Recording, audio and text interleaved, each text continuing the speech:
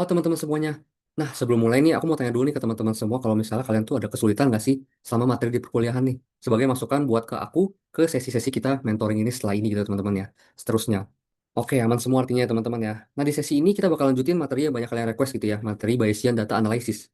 Khususnya pada sesi kali ini kita bakal belajar pembuatan normal-normal model. Nah, sebelumnya mungkin kita di sesi berikutnya sesi sebelumnya udah belajar basic Bayesian itu bagaimana dan juga kita udah masuk sedikit gitu ya teman-teman ke modelingnya. Nah, di sini kita bakal fokus ke materi pembuatan model untuk normal-normalnya. Terus juga di sini setahu aku ujiannya bakal ada cheat sheet gitu teman-teman ya. Jadi nanti sesi berikutnya kita bakal bikin cheat sheet bareng biar bisa aku bantu juga jadi teman-teman lebih aman gitu ya buat cheat sheetnya. Terus juga oh iya, aku juga bakal spill beberapa tips and trick selama kita berjalan sesi mentoringnya kira-kira 20 menit sampai 30 menit ke depan gitu teman-teman ya.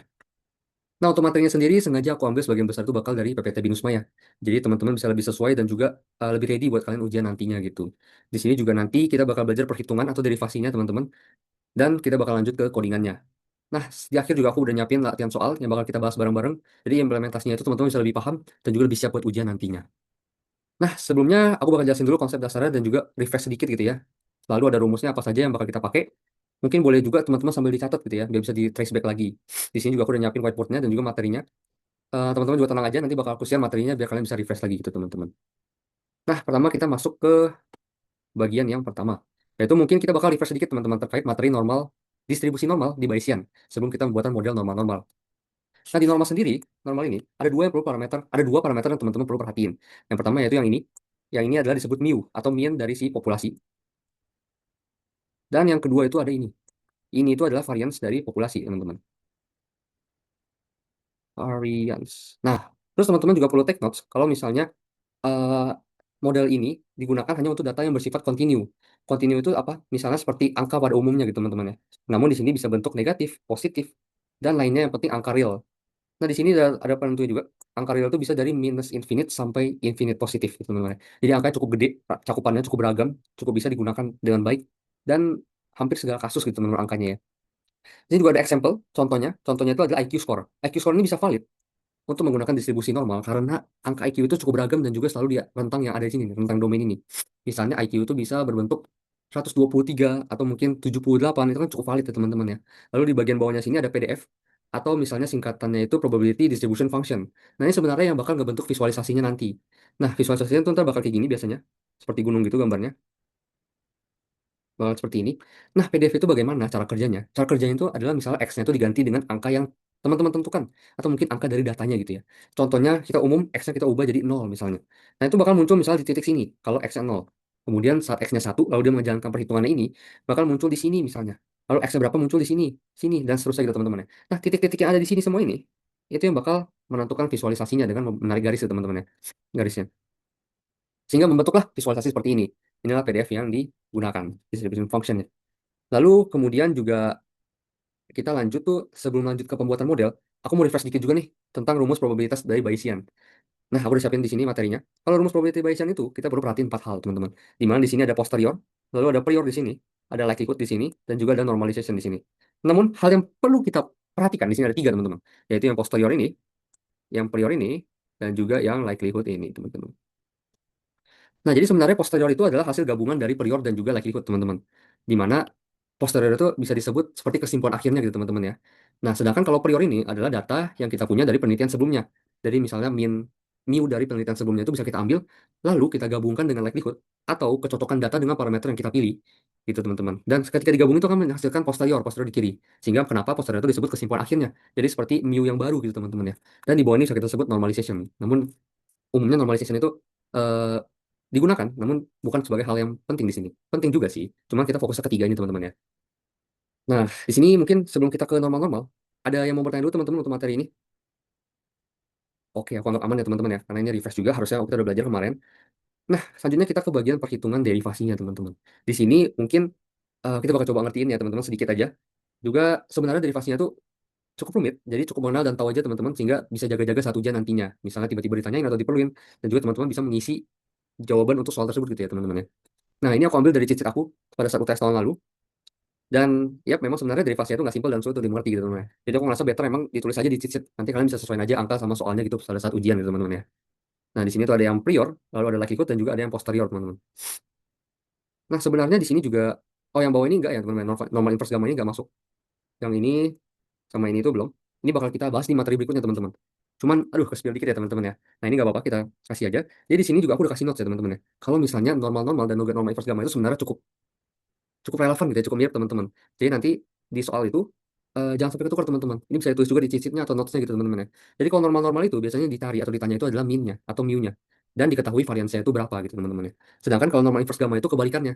Kita bakal mencari variansnya dengan diketahui min-nya itu berapa teman-teman. Nah di fokus yang sesi kali ini kita bakal coba yang normal-normal. Jadi min-nya itu diketahui, min-nya itu dicari, kita mengetahui variansnya. Untuk normal inverse gamma ini bakal kita simpan untuk materi-materi selanjutnya. Nah yang pertama kita bakal masuk ke bagian priornya teman-teman. Di prior ini, karena di distribusi normal-normal, tentu distribusi akan menggunakan distribusi normal. Sama kayak Likelihood juga ya teman-teman, menggunakan distribusi normal dengan parameter-parameternya. Nah di prior sendiri, itu PDF-nya itu seperti ini teman-teman. Dan sebenarnya derivasinya ini cukup rumit, perhitungan matematika. Ini bisa dihitung teman-teman. Cuman aku kasih aja langsung, bisa disederhanain juga biar cepat gitu ya. Tapi yang perlu diperhatikan adalah di sini hasil akhir teman-teman. Hasil akhirnya ini akan dinamain dengan 2 atau angka Romawi 2 ya teman-teman ya. Ini akan digunakan untuk kita mencari posterior nantinya. Jadi kita fokusnya kayak akhir ini teman-teman setelah melakukan perhitungan matematika gitu ya. Dan kemudian kita lanjut ke likelihood-nya teman-teman. Likelihood-nya juga sama, menggunakan distribusi normal dengan kita menghitung PDF-nya yang cukup cukup rumit ya teman-teman ya. Sehingga fokus kita juga di bagian akhirnya atau yang kita sebut dengan satu di sini teman-teman. Sehingga kita dapat prior itu hasil akhir matematisnya itu bagaimana dan juga likelihood itu hasil akhir matematisnya itu bagaimana. Nah, kedua hal ini bakal kita gunakan untuk mencari posteriornya teman-teman. Posterior itu kan tadi sebelumnya adalah gabungan dari juga prior dan juga likelihood teman-teman ya. Jadi dari yang prior yang nomor 2 ini dan juga likelihood nomor 1 ini, kita masukkan ke sini teman-teman. Kita gabungkan di sini, kita kali. Nah, pas kita kali ini akan menghasilkan rumus ini, teman-teman. Nah, rumus ini yang bakal kita gunakan untuk mencari minnya, min yang sebenarnya. Min setelah kita gabungkan prior dan juga likelihood-nya, atau min posteriornya, teman-teman. Jadi di posterior ini kita bisa mengetahui bagaimana distribusi yang sebenarnya dari data yang baru ini, gitu, teman-teman ya. Dan juga di posterior ini kita kan mencari minnya. Maka tentu ada yang ini, teman-teman, tambahan ini. Ini adalah khusus untuk mencari mu-nya, mu n, teman-teman. Jadi mu yang baru gitu, teman-teman ya. Dengan ada k-nya di sini, ada n, y bar ini, y bar itu rata-ratanya, k mu 0, mu sebelumnya, mu prior, dan juga berbagai tambahan parameternya. Ini merupakan derivasi dari rumus model normal-normal, teman-teman. Ini kalau misalnya ditanya mungkin bisa dicatat aja ini untuk rumus-rumusnya. Sedangkan kalau misalnya kan ada angka ini gitu ya. Ini tuh bisa dimasukkan ke data-data ini sehingga kita bisa mendapatkan hasil-hasilnya gitu, teman-teman. Namun kalau dari pengalaman aku itu untuk ujian perhitungannya adalah diminta derivasinya aja, teman-teman. Sedangkan untuk perhitungan yang kasusnya akan diminta menggunakan code R, di mana kita akan bahas setelah ini, teman-teman, code R-nya itu bagaimana. Jadi ini menurut aku cukup di sini aja, prior, posterior, prior, likelihood, dan juga posterior.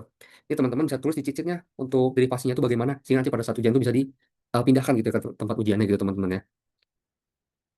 Biar menurut aku juga kita bisa fokus ke materi-materi lain, apalagi ujian juga kan cukup padat jadwalnya ya, jadi nggak overload juga otak kita, bisa hafal yang lainnya juga gitu teman-teman. Nah, biar lebih paham dan juga ngerti, langsung kita ke implementasi contoh soalnya aja teman-teman ya. Di sini ada contoh soalnya. Kebetulan aku ada soal nih ya, ya cocok normal-normal model. Ini aku ambil dari tugas GSLC aku dulu teman-teman. Jadi harusnya udah cukup relevan dan sesuai gitu ya teman-teman ya, dengan ujian teman-teman nantinya. Nah, pertama-tama tuh kita bakal punya kasus seperti ini teman-teman kasusnya. Jadi kasusnya itu ada seorang insinyur, dia tuh insinyur kualitas dari pabrik baja. Dia ingin memperkirakan kekuatan tarik dari baja jenis tertentu. Berdasarkan pengalaman sebelumnya, ini perlu di-highlight teman-teman, berdasarkan pengalaman sebelumnya, artinya itu adalah priornya. Karena prior itu adalah data sebelumnya yang kita dapat, teman-teman ya. Atau mungkin data research sebelumnya, data pengalaman sebelumnya, ini boleh teman-teman. Yang dimana akan kita perkaya dengan likelihood dan posterior yang kita dapatkan, gitu. Nah, di sini juga ia percaya kekuatan tarik rata-ratanya itu ada datanya segini, ketidakpastian segini, lalu kemudian pengukuran sebanyak 10 sampel, dan data-data lainnya gitu, teman-teman ya. Dan di sini juga ditanya, hitung dan analisis distribusi posterior untuk rata-rata kekuatan sebenarnya, atau mu-nya teman-teman yang dicari. Jadi, karena ini normal-normal model, maka, sebelumnya, karena ini yang dicari adalah mu, di sini teman-teman mu, dan juga rata-rata di sini keywordnya, maka ini udah pasti model normal-normal model. Karena kalau misalnya normal inverse gamma itu yang dicari varians ya teman-teman ya. Sedangkan di sini variansnya udah diketahui, kita mencari rata-ratanya. Kemudian, nah, jadi kalau misalnya untuk posterior, mungkin aku refresh sedikit lagi teman-teman. Posterior itu adalah hasil dari gabungan prior dan juga likelihood gitu teman-teman ya. Jadi pos itu, teman bisa tulis juga, bentar, biar lebih valid gitu ya teman-teman. Prior dikali sama likelihoodnya teman-teman.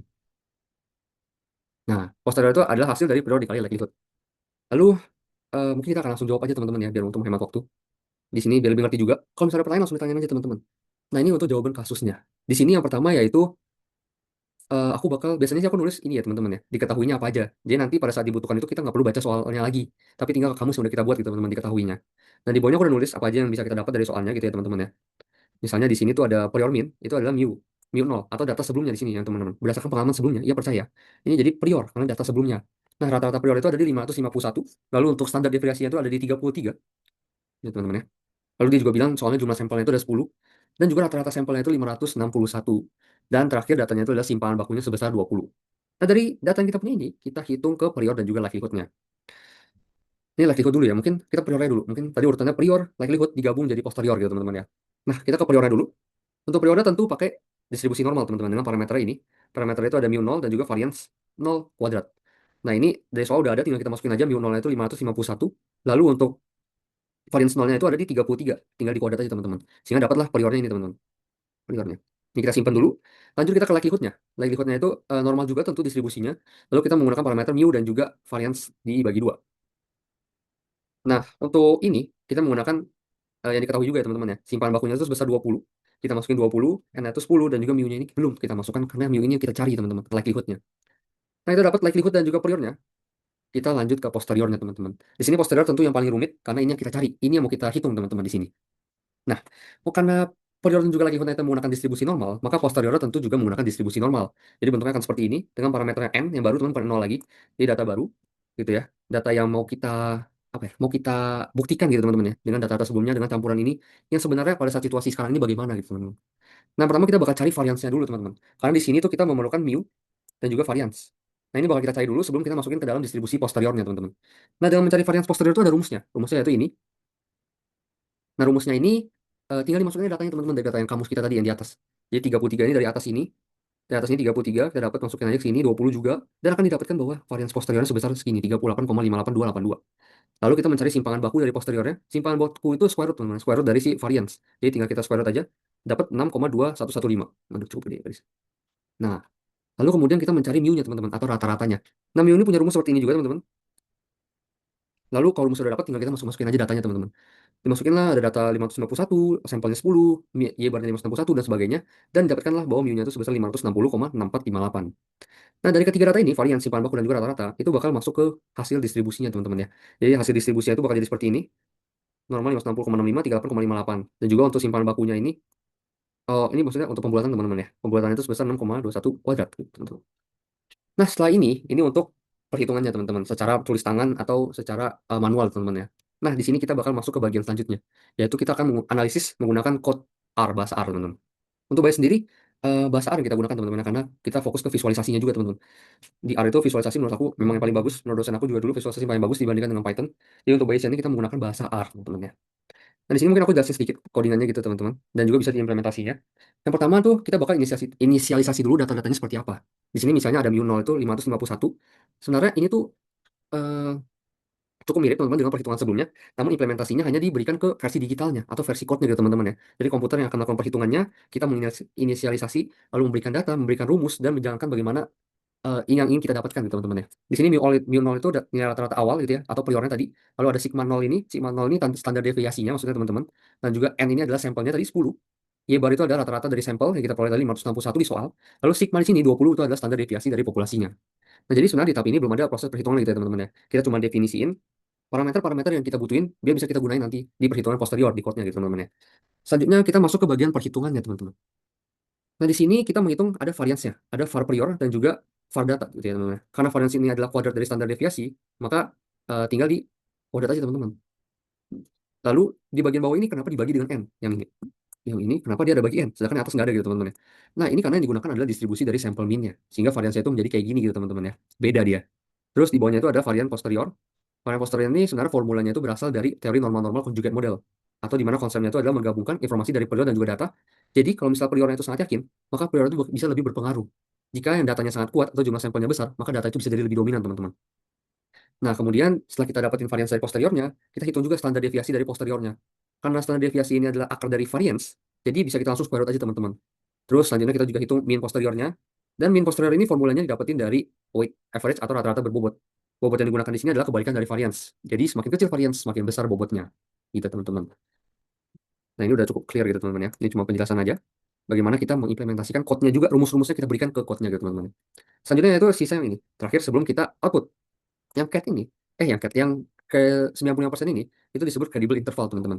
Di sini sebenarnya cukup mirip dengan basic statistik, namun di sini ada Q-norm. Jadi Q-norm ini digunakan untuk mencari kuantil distribusi normal. Karena kita ingin interval kepercayaan di 95%, jadi kita ngambil 22,5% di sisi kiri, dan juga 97,5% di sisi kanan, gitu, teman-teman. Ini berbeda dengan confidence interval yang ada di statistik frequentis. secara preferentis bukan secara Bayesian. Karena kredibel interval itu memberikan interpretasi probabilitas langsung terhadap parameter. Jadi lebih cepat gitu lah teman-teman ya. Nah setelah kita hitung, kita masuk ke bagian visualisasinya. Ini bagian yang cukup penting ya teman-teman ya, visualisasinya. Dan menjadi hasil yang bakal kita analisis nantinya. Nah, di sini pertama code-nya itu ada range X ini. Range X ini sebenarnya code ini akan membuat titik 1000 titik gitu ya teman-teman ya. Karena lengnya 1000, nilai X-nya itu dari 500 sampai 600 yang bakal digunakan untuk gambar kurvanya tadi teman-teman. Kurva distribusinya atau yang tadi aku gambar itu mirip gunung gitu teman-teman ya bentuknya ya. Itu bakal kita bikin sketch-nya dulu tuh bagaimana besar ukuran kanvasnya itu seberapa gitu ya. Kemudian di bawahnya itu ada YMX teman-teman. YMX ini digunakan untuk menentukan tinggi maksimum grafiknya biar semua elemen visual itu bisa terlihat dengan baik. Jadi nanti pada saat gunungnya itu nggak kepotong gitu gunungnya teman-teman ya kanvasnya. Dan juga fungsi dinom di sini itu dia bakal menghasilkan nilai density atau kerapatan probabilitas dari distribusi normalnya. Nah, terus kita lanjut ke bagian pentingnya, yaitu membuat kurvanya masing-masing. Kita mulai dari kurva prior atau plot prior di sini namanya teman-teman ya. Plot prior ini menggunakan warna biru. Nah, kurva biru ini bakal menunjukkan distribusi prior itu bagaimana. Distribusi ini bakal lebih lebar karena ketidakpastian itu masih besar teman-teman, masih bingung. Standar deviasinya itu juga 33, jadi penyebaran itu bakal cukup luas gitu teman-teman ya. Lalu di sini juga ada kurva posterior atau plot posterior di sini. Itu bakal diwarnai dengan warna merah. Ini bakal menunjukkan distribusi posterior itu bagaimana setelah digabungin dengan prior atau likelihood-nya juga. Dan karena standar deviasi posterior itu cuma 6,21, kurva ini bakal lebih sempit dan juga lebih tinggi, lebih yakin gitu teman-teman ya. Hal ini bakal nunjukin keyakinan yang lebih kuat terhadap estimasi min setelah datanya itu udah diamati. Lalu selanjutnya di bagian 95% credible interval. Di sini dibuat area berwarna merah transparan gitu ya teman-teman warnanya. Di bagian belakang plotnya nanti itu kurva posteriornya. Di sini area dia bentuknya area teman-teman ya. Jadi ini ada garisnya gitu. Area ini bakal merepresentasikan 95% credible intervalnya itu di mana. Terus dengan demikian nanti kita bisa melihat secara visual tentang nilai yang paling mungkin untuk parameter minnya di mana gitu teman-teman. Kemudian di sini juga ada garis vertikalnya atau segments di sini teman-teman segments. Itu yang berwarna biru gitu ya teman-teman. Color blue kita pilih. Ini bakal nunjukin prior minnya teman-teman. Sedangkan yang warna merah itu bakal nunjukin posterior minnya. Jadi dua garis ini fungsinya apa? Dua garis ini bakal melihat bagaimana keyakinan awal itu bergeser setelah data baru diperoleh. Di sini juga kalau misalnya saya lihat code-nya itu bentuknya bakal menjadi putus-putus guys, putus-putus teman-teman ya, kemungkinan. Nah, terakhir di bawah itu bagian teks nominalnya. Jadi kalau teks nominal ini untuk memberikan legend gitu teman-teman. Memberikan tulisan tambahan deskripsi biar kalau misalnya teman-teman lihat plotnya, oh tahu nih angka tepatnya itu di berapa. Dan juga angka yang titik-titik itu berapa gitu teman-teman. Jadi tambah informasi. Nah, itu label biru itu bakal nunjukin nilai prior min di sini dan juga label merah itu nanti bakal nunjukin nilai posterior min. Jadi pembaca grafiknya itu bisa langsung mengetahui gitu ya, tanpa harus kira-kira ini yang mana gitu teman-teman. Oke, code-nya segitu. Langsung kita lanjut ke hasilnya. Nah, hasilnya itu bakal jadi seperti ini ya teman-teman ya. Mungkin dikit. Hasil bakal jadi seperti ini. Ada interpretasinya juga. Nah, di mana dari pot ini sebenarnya banyak yang bisa kita ambil teman-teman ya. Namun aku bakal jelasin beberapa insight penting dari pot ini secara singkat teman-teman biar dapat pemikiran itu bagaimana gitu ya. Jadi better emang sebenarnya kalau pot itu teman-teman bisa ngerti. Kalau ngerti itu nanti di ujian lebih gampang dibandingkan dihafalin hasil pot itu bagaimana ya. Terus juga karena ini data teman-teman jadi sering berubah-ubah jadi lebih mending dimengertiin. Namun kalau misalnya teman-teman masih bingung nanti aku udah kasih interpretasi detailnya di bawah sini juga teman-teman. Ini nanti bisa dibaca lagi gitu teman-teman ya. Detailnya itu yang buat ini adalah yang insight pentingnya. Lalu kenapa bisa terjadi seperti itu dan lain-lain gitu ya. Dan sini kita lihat plotnya lagi teman-teman. Sumbu horizontal atau sumbu X-nya itu nunjukin nilai kekuatan tarik dalam satuan MPa yang ini teman-teman, kekuatan tarik. Lalu untuk yang vertikal atau yang sumbu ya itu menunjukkan densitasnya teman-teman. Nah itu tingkat kemungkinan relatif suatu nilai muncul pada distribusi tersebut. Jadi kemunculannya itu gimana? Nah untuk kurvanya sekarang yang di dalam plotnya itu, yang berwarna biru itu merupakan distribusi prior teman-teman. Distribusi ini dibangun menggunakan nilai rata-rata awal, soalnya itu sebesar 551. Juga standar deviasi itu 33. Jadi data awalnya itu udah kita ketahui 551 dan juga 33. Sehingga datanya jadi seperti ini. Terus karena standar deviasi memang cukup tinggi ya teman-teman ya. Jadi datanya itu kurvanya itu kelihatan lebar gitu teman-teman ya. Terus selanjutnya, kalau kurva warna merah itu merupakan distribusi posterior kita. Distribusi yang udah kita hitung selanjutnya gitu teman-teman. Jadi untuk distribusi ini, kita dapat informasi prior itu digabungkan dengan data sampelnya. Ini rata-rata itu menjadi 560, di sini teman-teman 560. Dan ditunjukin oleh garis putus-putus ini teman-teman. Sama seperti yang biru juga teman-teman, ya, dimunculin dengan garis putus-putus ini. Jadi kalau misalnya dibandingin sama kurva yang prior, posteriornya emang jauh lebih sempit dan juga lebih tinggi. Jadi di sini juga kita bisa lihat bahwa tingkat ketidakpastian itu menjadi lebih kecil. Jadi lebih presisi dan juga lebih yakin gitu ya modelnya. Terus grafik ini juga terdapat garis putus-putus gitu ya. Tadi ini buat melihat perpindahan posisinya dari 551 menjadi 560. Ini menunjukkan bahwa informasi dari data sampel itu berhasil menggeser estimasi rata-ratanya ke nilai yang lebih didukung oleh datanya. Terus area berwarna merah di belakang, warna merah muda ini pink ini teman-teman. Di bawah kurvanya juga itu merepresentasikan 95% kredibel intervalnya areanya teman-teman arsir. Nah, area ini sebenarnya menunjukkan tentang nilai yang paling mungkin untuk rata-rata sebenarnya berdasarkan dari hasil analisis Bayesian kita. Jadi secara keseluruhan grafik ini kasih lihat kita bahwa setelah menggabungkan estimasi rata-rata itu bergeser gitu teman-teman. Terus yang tadi tidak pasti yang cukup tinggi menjadi lebih sempit, lebih pasti gitu, lebih yakin ya teman-teman ya dari plot ini. Nah, untuk ketiga materi tadi ada yang mau tanya dulu nggak ya teman-teman ya? Oke, aku anggap udah ngerti dan aman semua ya teman-teman ya. Kalau begitu, mungkin aku tutup sesi mentoring kita kali ini. Dan kalau misalnya aku lihat jadwalnya nih, ini udah sesi 5 ya teman-teman ya. Jadi mungkin udah mulai-mulai persiapan dikit untuk UTS-nya. Dan kalau misalnya ada apapun, feel free aja buat chat aku atau mau tanya aku di sesi mentoring selanjutnya atau by WA juga boleh teman-teman ya. Aku bakal selalu open untuk pertanyaan dan akan menjawab sebisa mungkin. Terakhir, thank you semuanya sudah hadir dan juga memperhatikan.